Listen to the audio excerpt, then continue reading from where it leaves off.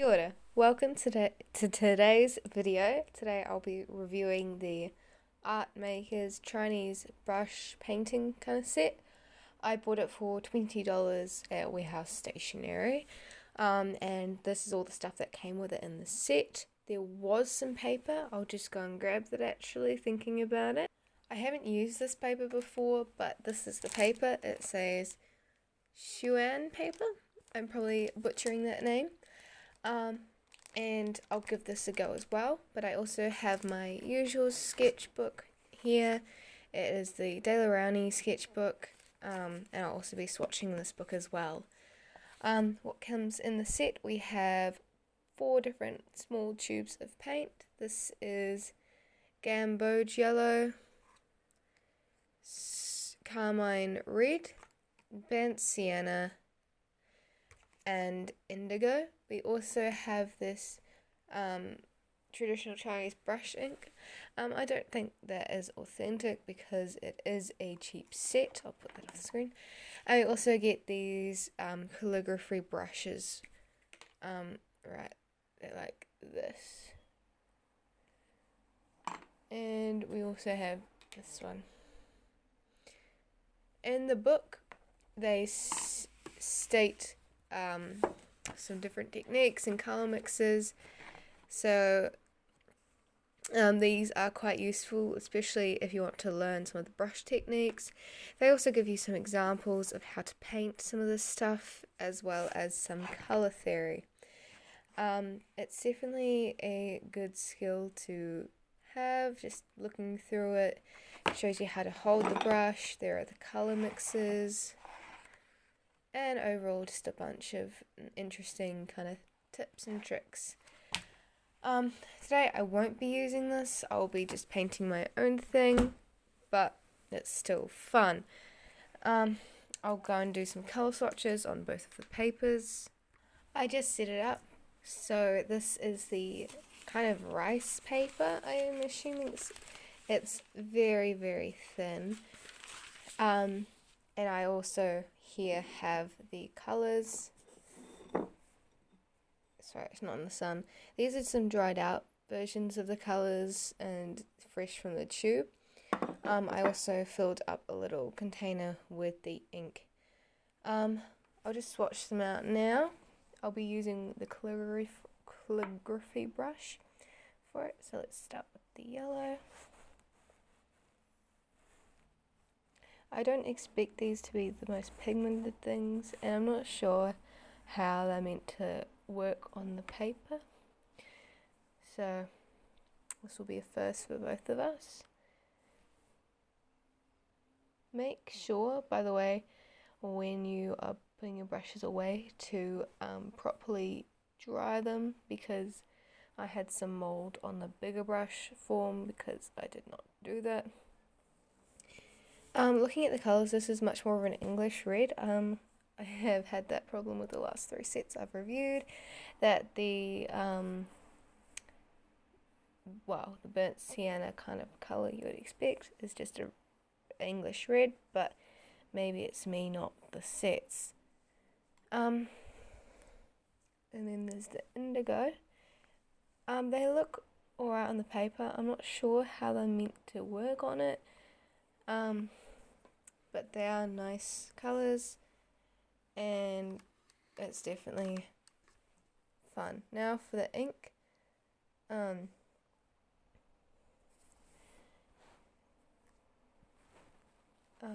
just do a swatch of it.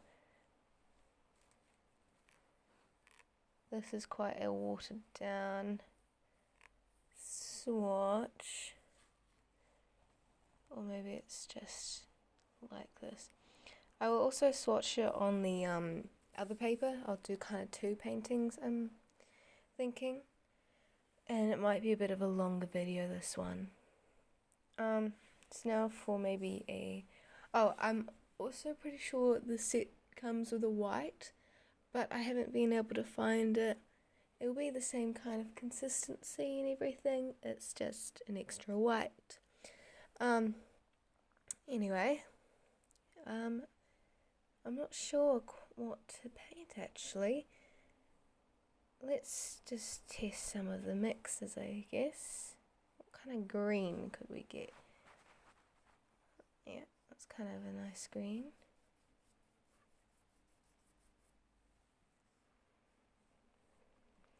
I kind of want to try the traditional techniques because I am using traditional feeling equipment, and it does not feel right for me not to do so.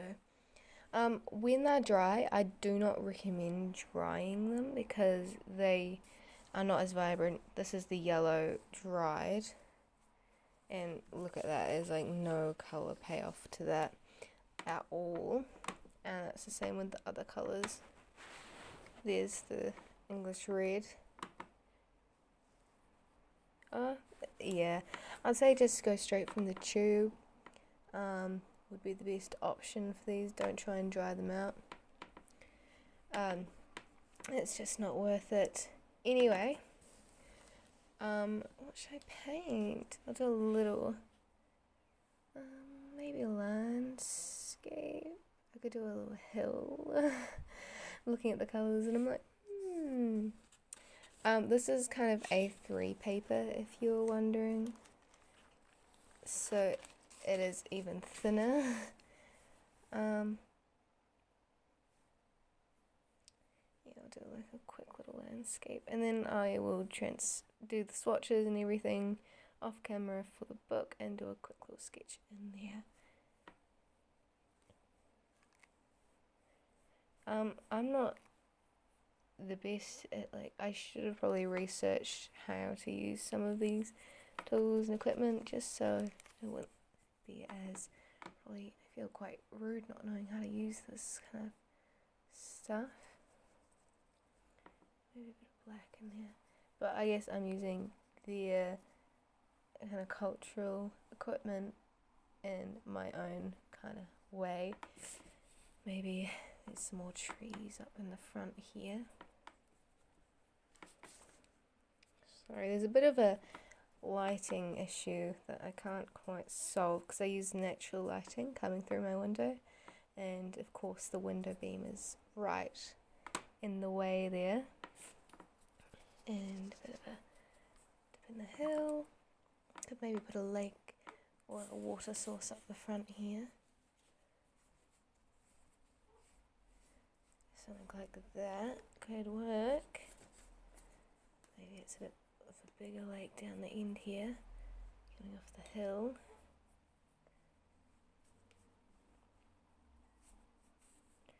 And maybe we've got a little cottage or something here.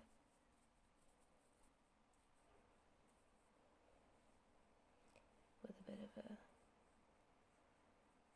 roof or something, door and a window. And some nice packed grass. Oh, that's not very nice colouring though. You do have to use quite a lot of paint if you want nice colour payoff, just because these are quite dull colours. Maybe darken those trees a little bit. I am using the black. I could do some characters, I assume, like Chinese characters that I learnt in Chinese. But it's kind of a rough, very rough kind of idea. It's a very thin paper this, so this is definitely not what it's made for. So I'm going to do some characters, Chinese characters up the top with the ink. So I'll just do 1 to 10 because those are quite nice characters. E R Sun. I was meant to do the box first. I haven't done this in a while. 1 2 3 4 5. My God, I have not got these down. 4. I think I did the 5 one. God. 1 2 3 4 5 6 do these other ones smaller. E arsan suwu luchi ba ju sure. I'm sorry if I've offended anyone. I haven't done Chinese in a couple years now, and 1 to 10 is definitely the best way to do it. The brushing, when using the brush, you kind of like push down and pull up quite fast, and it creates those kind of flowy effects. Excuse me, the window's open. But anyway, that was on the rice paper. I'll get my book all sorted and then continue on that. Welcome, although it's been like a couple seconds since I last spoke. I have swatched some colours in my nice kind of notebook. These are just some colour mixes, so that's the red and the blue, makes an alright purple. I've got the green, I've got kind of orangey, kind of, it's an interesting orange, and then we actually made quite a nice neutral colour with all of them combined. This is the ink here, kind of a longer panel of it. It is definitely a warm black, I'd say. It has a cool, although when it dries I feel it's a bit more cool. We've got the blue, red, yellow and brown.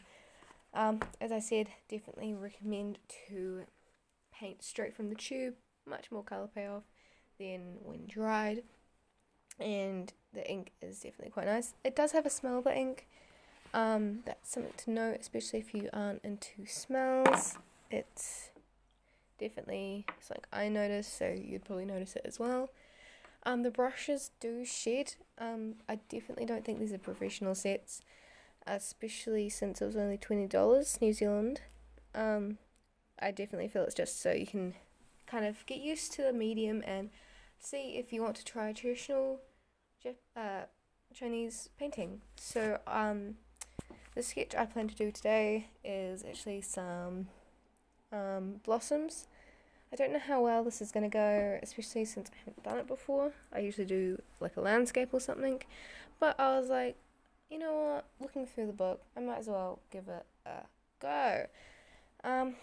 So I'm going to grab a bit of the black, and they do look like dry brush. That's okay though. Oh god, this is going so badly already, and it's only been, what, like 30 seconds? Brilliant.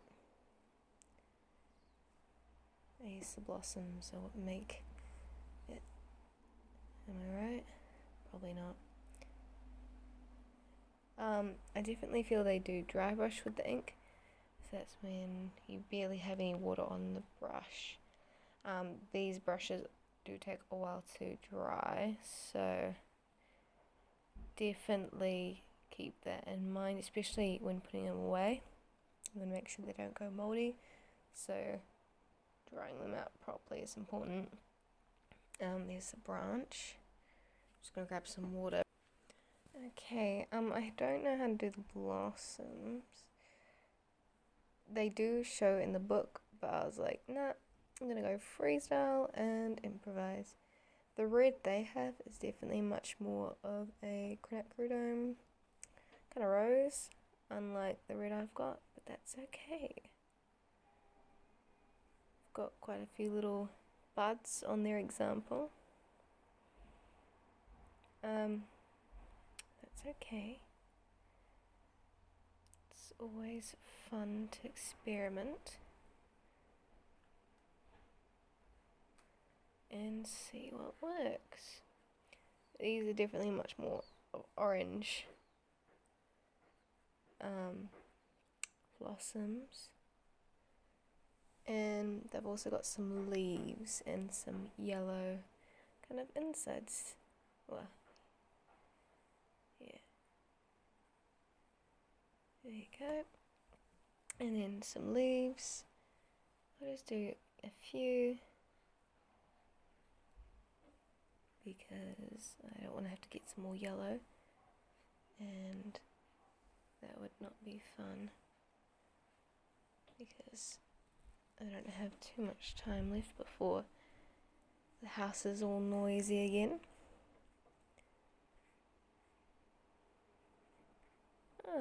Overall this is quite nice and very fun to learn, and I hope this either encouraged you or maybe gave you a bit more insight to a Westerner with Chinese calligraphy, and just kind of seeing if you would like to try maybe this particular set of watercolors or this kind of medium or anything like that.